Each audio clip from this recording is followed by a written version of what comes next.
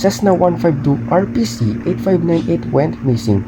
A Cessna 152 single-engine with body number RP-C8598 reported missing by the Civil Aviation Authority of the Philippines or CAAP on Tuesday, August 1, 2023. The plane was supposed to take off from Lawag International Airport going to Tuguegarao Airport.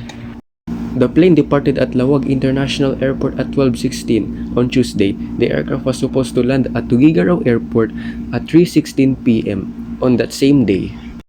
CAAP on Wednesday says search and rescue operations have already been conducted by the National Disaster Risk Reduction and Management Council or NDRRMC, Philippine Air Force, Philippine Army, and the Philippine Coast Guard.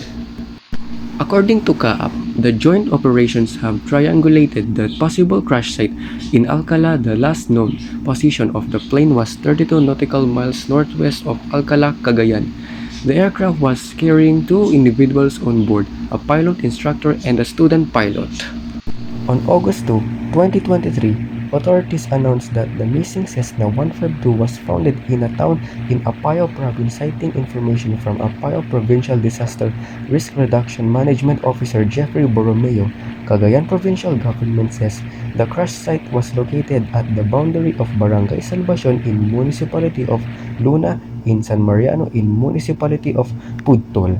The Eco Air says the Cessna 152 was carrying the pilot, Captain Edseljan Lumbao Tabuso, and student pilot Anshum Rai Kuman Konde, an Indian national. The aircraft was reported missing on Tuesday afternoon after departing from Lawag International Airport at 12:16 p.m. It failed to arrive at its destination, which was supposed to be at Tuguegarao Airport at 3:16 p.m. This app that I use for simulation is Airplane by Quantum Design Group. Download for free in Play Store. So guys, that is our video for today.